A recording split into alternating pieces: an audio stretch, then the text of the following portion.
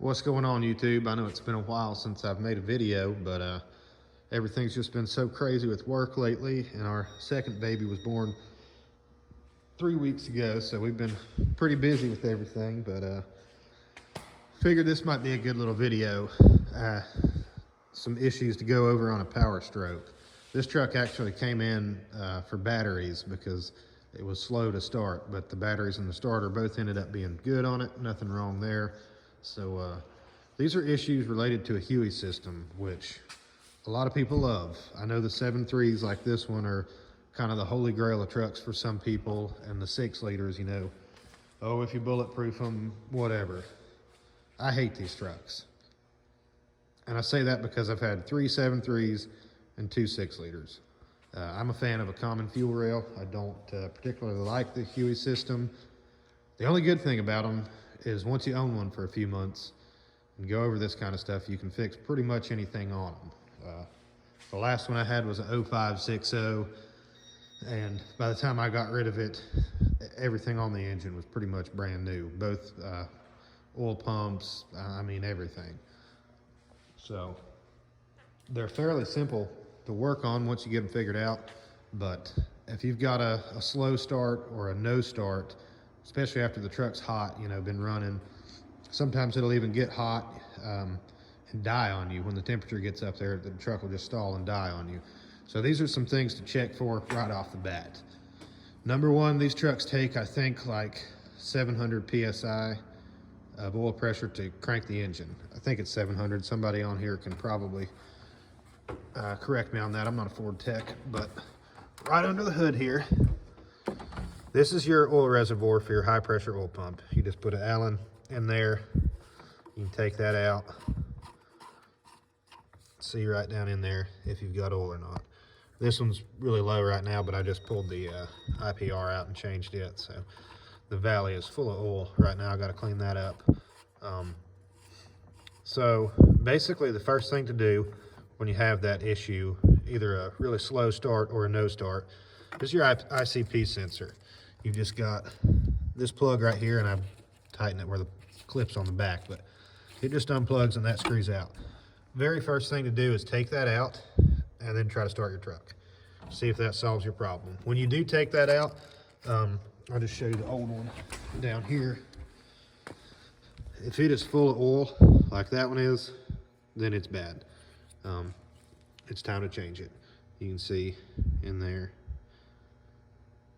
Definitely time to change that one. And all this stuff that I'm going to show you is the same on a 7.3 and a 6.0. It's the same things. The only difference is the location of them. So on the 7.3, your IPR is a whole lot easier to get to. Right behind your fuel bowl here. Let me get a light, guys, so we can see in there a little better. Okay. There's my button. There we go. All right, I'm gonna try to climb back up here. Right behind your fuel bowl, down to, if you're sitting like this, it'll be to your right. Underneath all of these wires and junk, you can see that right there where the light is shining off of. That's your IPR right there. You're gonna take a 19 millimeter, I use a ratchet wrench, and take that off the end. All right, come down here again and show you this one. And this is all it is basically. Here, this one's completely apart, but here's your valve. When you take it apart, or when you take it out, that'll be screwed into there. Hang on, trying to do this with one hand. All right, so it'll look like that. And then this end here is what you're seeing sticking out. So it's got solenoid in the hat, and then this little 19 millimeter nut. So that's how it's going to come out of your truck. You're going to unplug that, take that off with a 19 millimeter, take that off, and then It's kind of a pain, but you can get in there with a 29mm socket and get that out. What I did is I took a deep and a shallow and welded them together to get a deep enough socket. The trouble you're going to run into with that is going to be this fuel line right there. It's going to stop you from being able to get back there far enough. Come right here, right below the ICP. It's hard to look while I'm looking at the camera. I don't know if you can see it down there.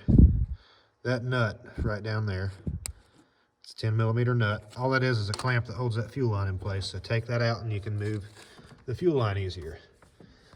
Those are your first two places really to check. Like I said, check your reservoir.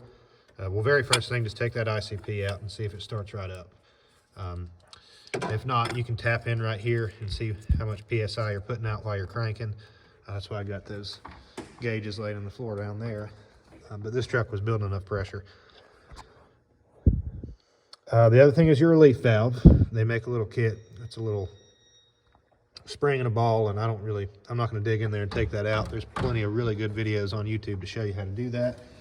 It's really simple, but if it gets plugged up, it can let your oil just bypass and flow by, and you'll lose pressure that way. So 9 times out of 10, a crank no start on these HEUI systems is going to be an oil pressure issue. Like I said, on several of them, I've taken the high pressure oil pump out. On the 6.0s, you go down there under the front cover, you can take the low pressure oil pump out. It's not that big a deal. If you don't have a whole lot of experience, probably wouldn't recommend doing it yourself. The only other issue I had with this truck when it came in was the little shroud that goes right here that just says powerstroke. You can see that's broke. And the plastic piece was on there. It had slid over here and the serpentine belt had gotten into it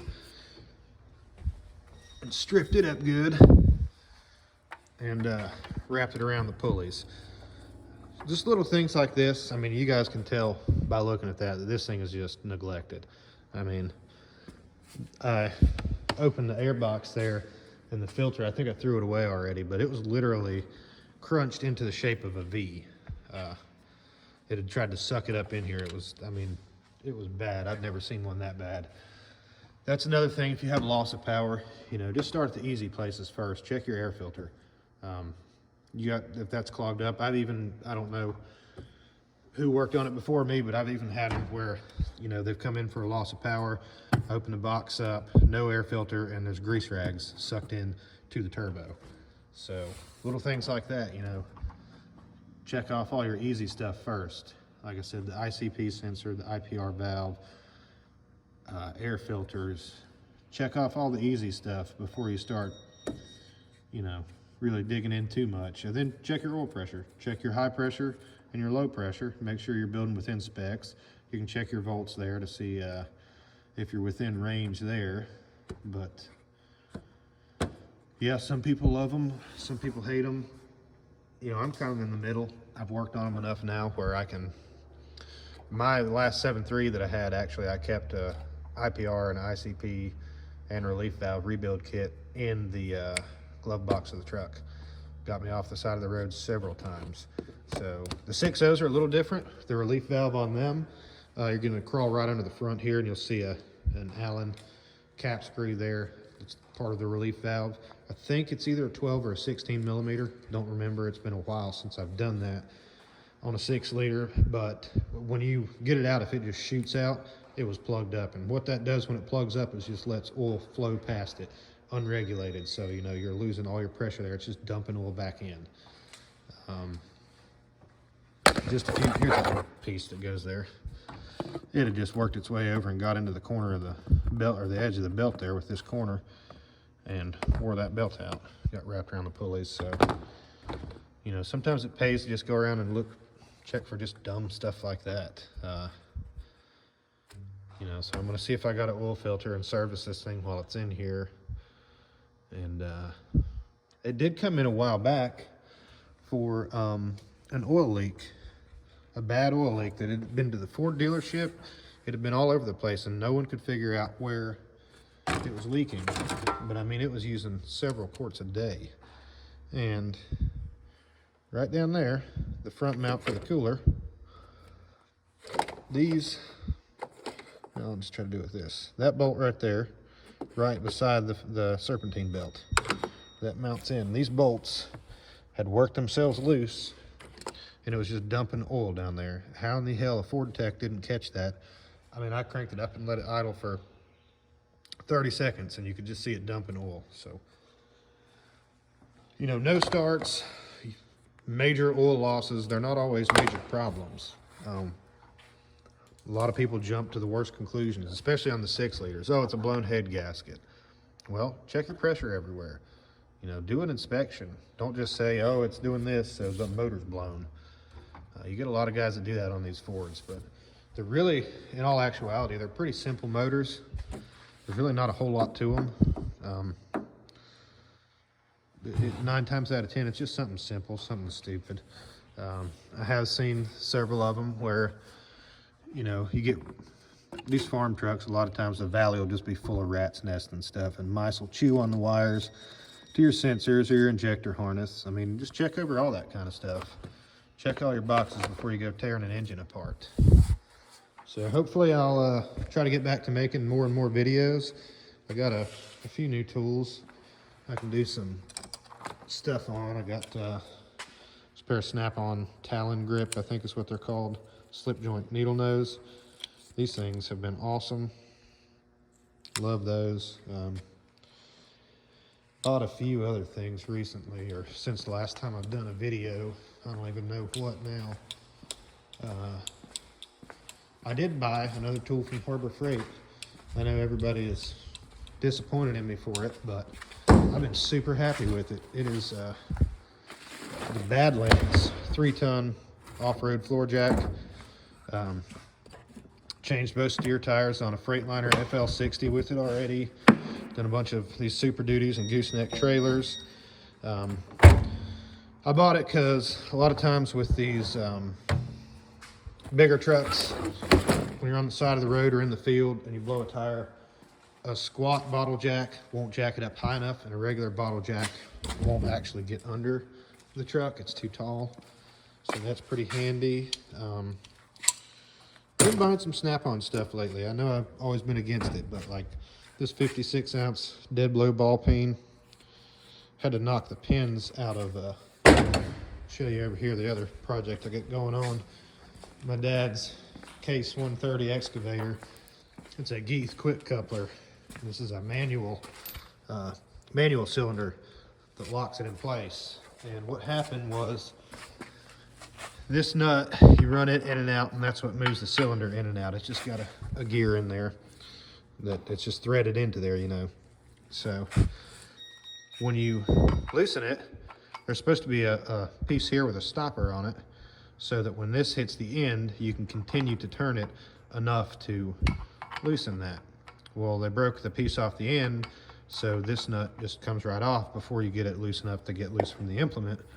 So I had to knock all the pins out of this and then hammer pins back in for his bucket and his thumb. So that hammer was nice for that. And this right here came in handy. It's a Mac.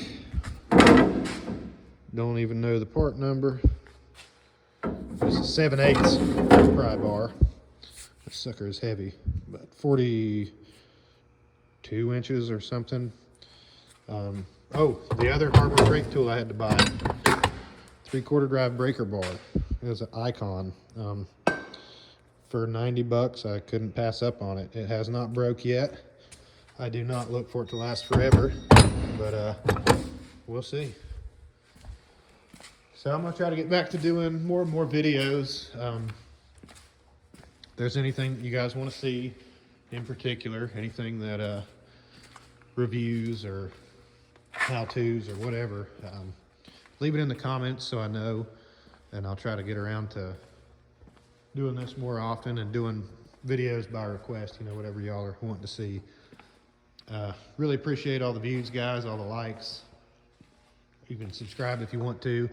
The more people that do subscribe and the more people that watch the videos, the more I kind of feel obligated to continue doing this. It's kind of hard sometimes because I don't really have a camera set up, so Most of this stuff I kind of have to do the project and then go back and film and show you what I did. I don't have a GoPro or anything that I can like strap on my head while I'm working. But if the channel picks up and people are liking it, then I'll invest in some stuff like that so we can do more filming as we're working. But I hope everybody has a great day, and thank you again for watching.